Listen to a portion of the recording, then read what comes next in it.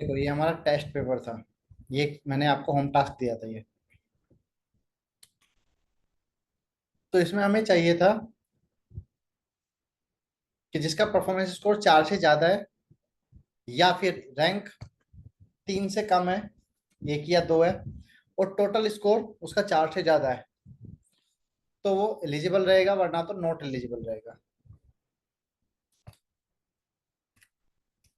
तो इसको दो तरीके से हम कर सकते हैं।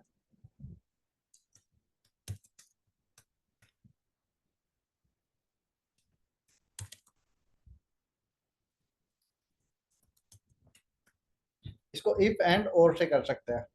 तो क्या लिखेंगे यहाँ पे? इफ के अंदर एंड के अंदर और का पहला लॉजिक क्या रहेगा? परफॉर्मेंस स्कोर होना चाहिए ग्रेटर देन 4, या फिर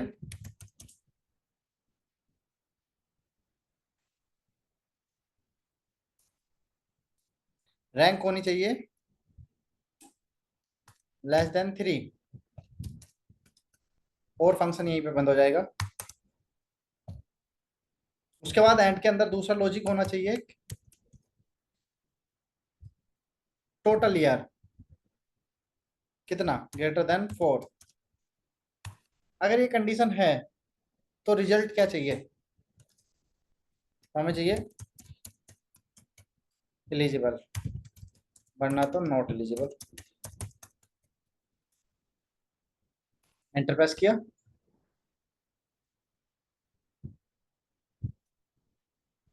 तो यहाँ पे हम लगाते हैं एक फिल्टर।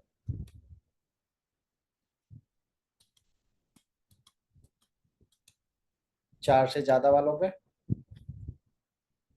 ठीक है, यहाँ पे हम फिल्टर लगाते हैं।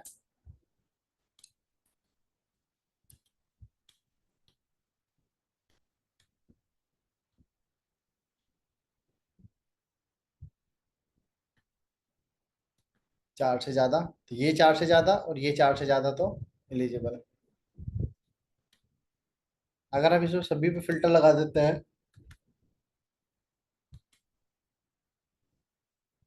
और इसमें फिल्टर लगाते हैं हम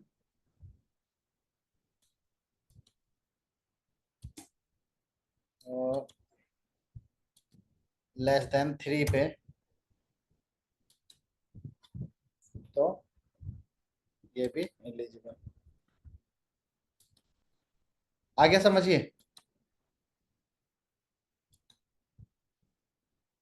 एक तरीका और हो सकता है।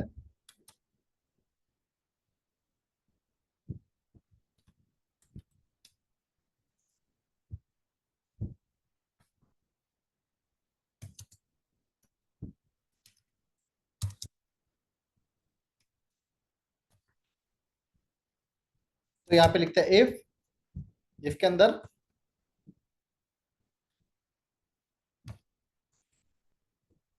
अंदर हम लिखेंगे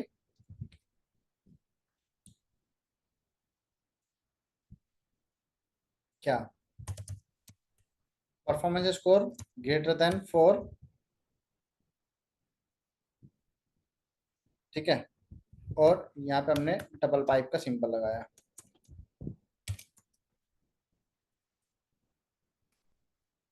रैंक लेस देन 3, और उसको यहाँ पे बंद कर दिया।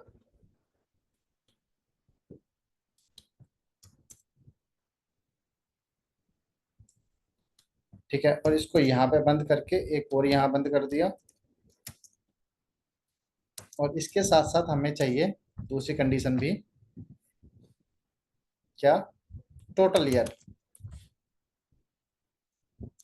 Greater than 4।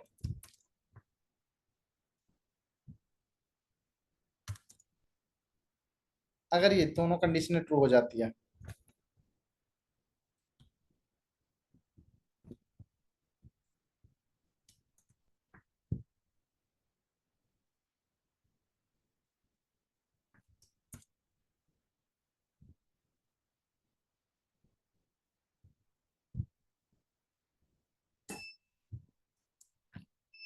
तब हमें चाहिए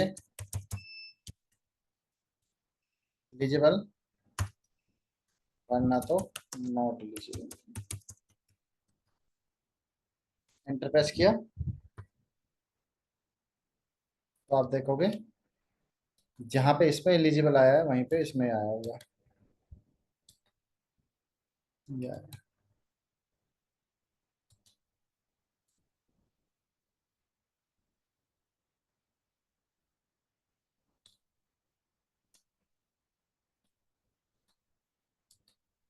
ये समझ आ गया।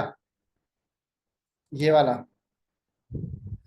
देखो, ये डबल पाइप का सिंबल मैंने बताया था आपको, लगाते हैं हम और के लिए। तो और में हमारी दो कंडीशनें हो गई कि या तो ये या तो ये, दोनों में से कोई भी एक ट्रू हो जाए। एंड दूसरी कंडीशन क्या होगी, एंड के लिए हमने लगाया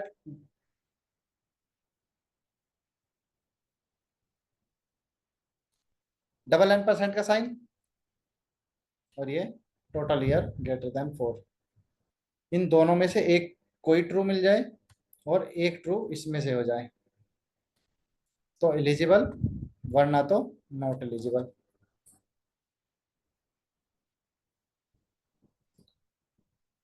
ठीक। अब आता है यहाँ पे। अच्छा, ये डेटा था हमारा।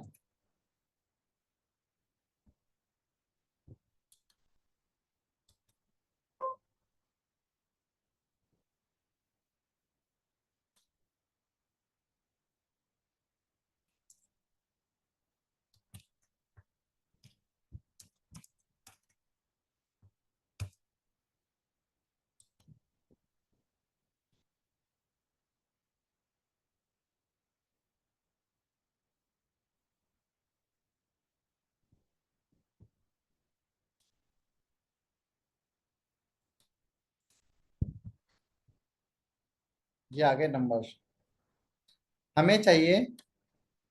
इवन नंबर एक अलग कॉलम में चले जाए और ओड नंबर एक अलग कॉलम में चले जाए।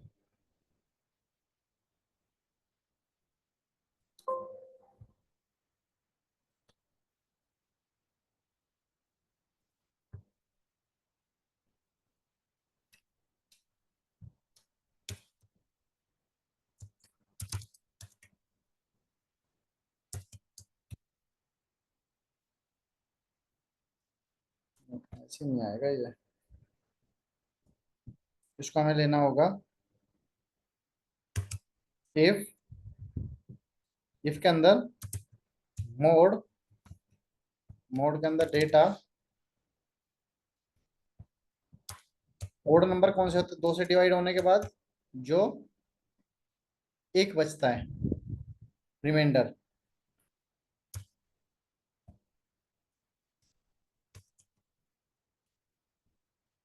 तो डेटा, वरना तो ब्लैंक।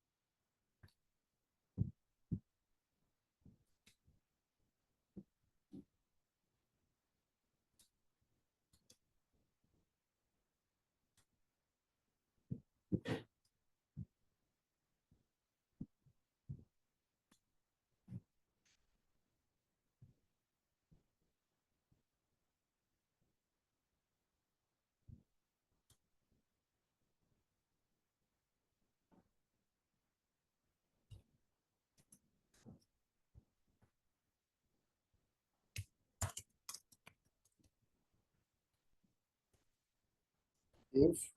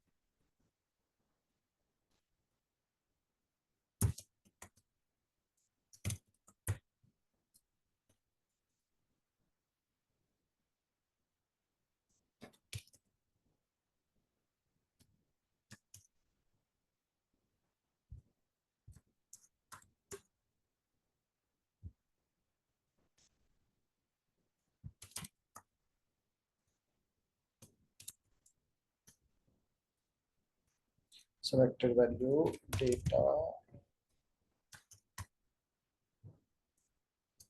फॉल्स आने पर ब्लैंक एंटर प्रेस किया।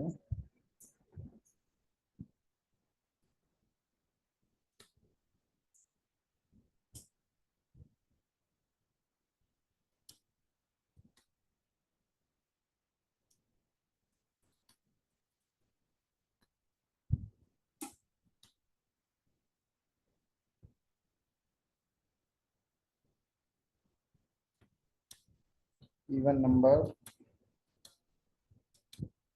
ठीक है ये।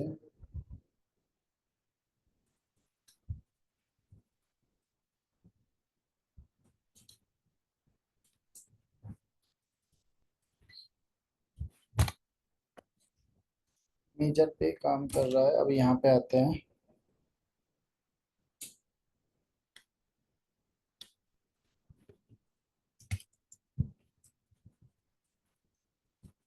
सेलेक्टेड वैल्यू एंटर प्रेस कर रहे हैं।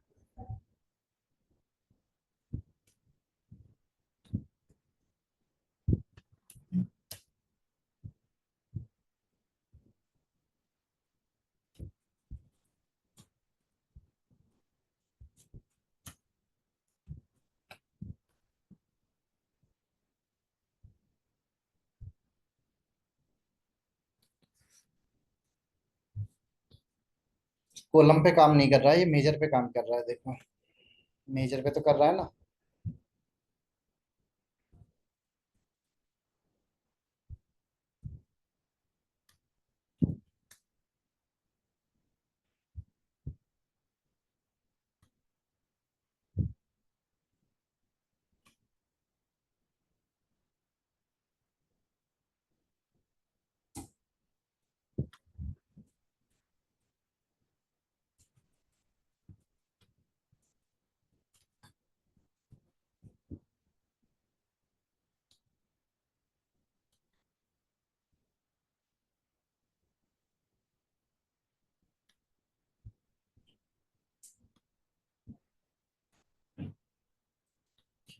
अब ये भी नहीं कर रहा।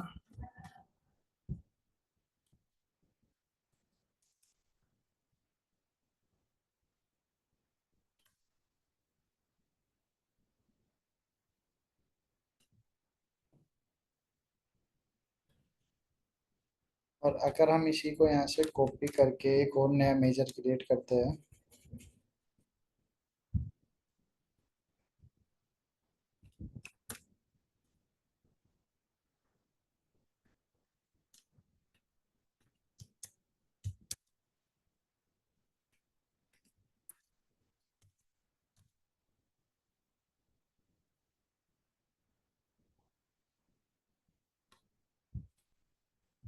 दिया क्या, और यहाँ से जाके हमने इसका होल नंबर दे दिया, तो ये आ रहा है। अगर ओड नंबर है तो उसको वापस कर दे, और जो नहीं है उसको ब्लैंक कर दे।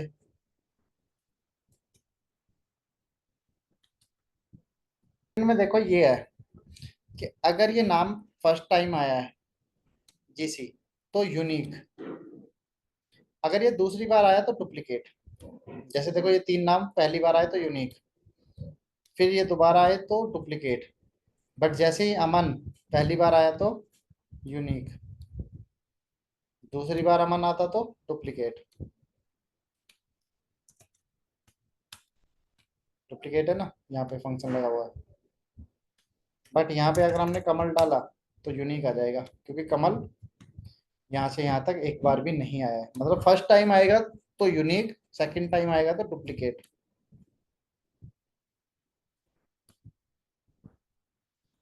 कर लोगे? इसमें फंक्शन लगेगा सर, इफ और काउंट इफ। हाँ, इफ और काउंट इफ। काउंट इफ से तो हमें पता चलेगा कि ये काउंट, अगर एक से ज्यादा है इसका काउंट, अगर इक्वल वन है तो यूनिक, और इक्वल वन नहीं है तो डुप्लीकेट। ठीक है। थर्ड में, थर्ड में हमें सीरियल नंबर वहीं पे चाहिए जहां पे नाम आया हुआ है। अगर नाम नहीं है तो सीरियल नंबर नहीं आने चाहिए। हम्म, इसमें कौन सा फंक्शन लगेगा? काउंट। अच्छा।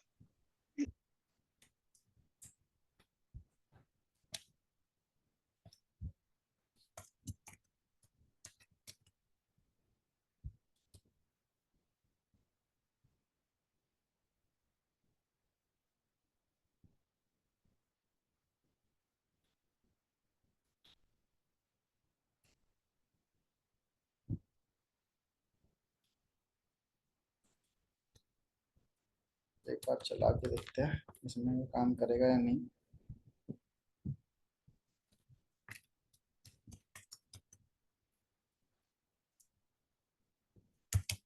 इफ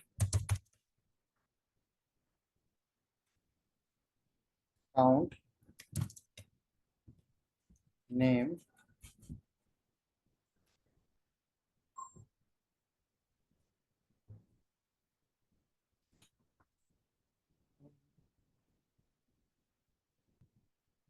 इसको हम ऐसे लिख सकते हैं,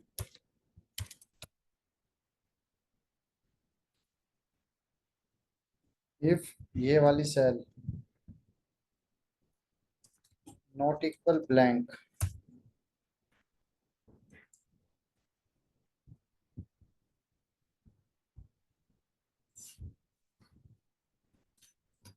या इक्वल ब्लैंक। अगर वो ब्लैंक है तो ये भी ब्लैंक रहे। एल्स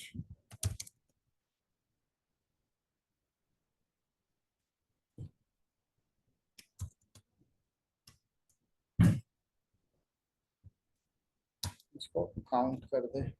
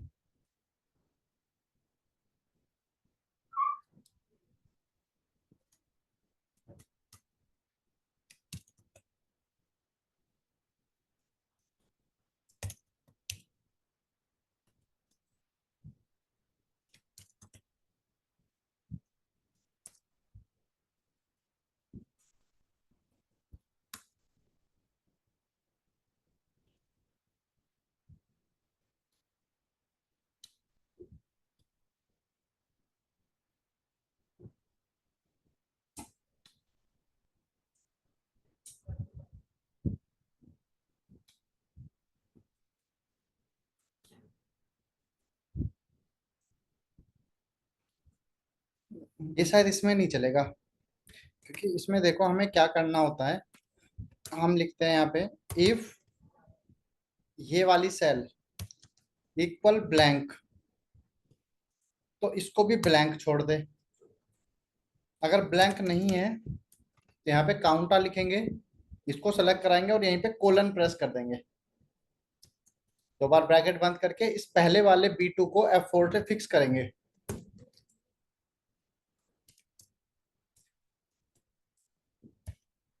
तो क्योंकि हमने B2 को ऊपर फिक्स किया हुआ है और B6 को हम नीचे चला रहे हैं, तो ये एक रेंज बन जा रही है B2 से B6,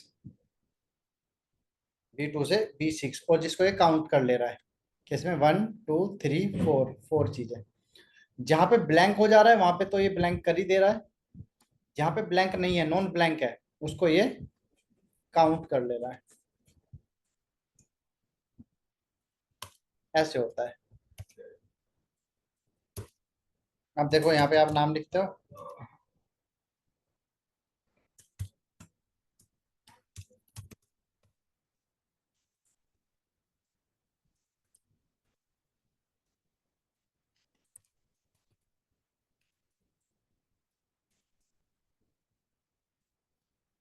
और बीच में अगर हम कोई नाम डालते हैं तो ये यहाँ पे आ जाएगा। तो अगर ये नहीं चल पा रहा है तो फिर ये भी नहीं चल पाएगा, क्योंकि इसमें भी वही चलना है।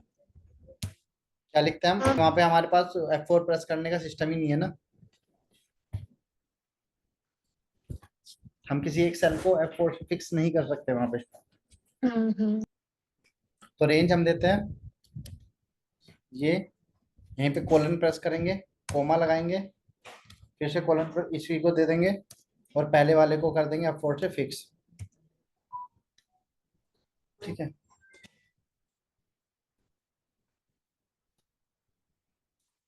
उसके बाद अगर वैल्यू ट्रू है, यानी या ये बोलेंगे हम इक्वल 1, अगर ये एक बार आया हुआ है तो यूनिक, वरना तो डुप्लीकेट।